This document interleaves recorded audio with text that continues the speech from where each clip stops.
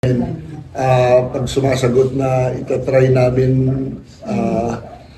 GM, but ito, I react to them, no? Buti na lang mapagpasensya ang mga area manager ko sa akin, no? So I react, no? So I only, kumisan, because we really want to energize by 6 p.m., I tell them, do not try, just do it, no?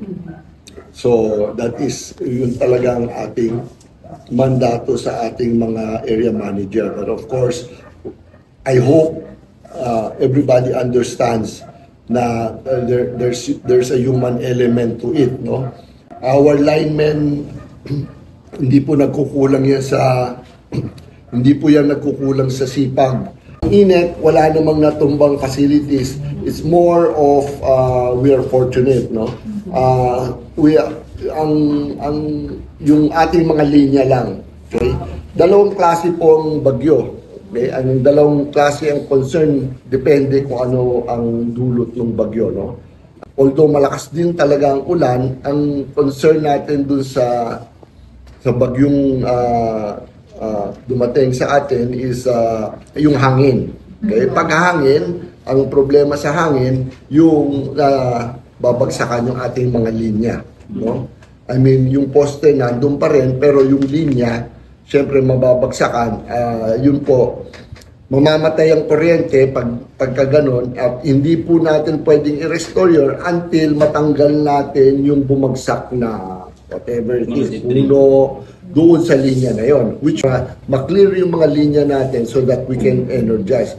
That's why medyo mabagal yung energization, because it's not a matter of just turning it on our feeders or our substation. Kailangan i-clear yung mga linya natin. So actually that is what takes time, yung i-clear yung mga linya para safe na to energize. Yung cost wala pa.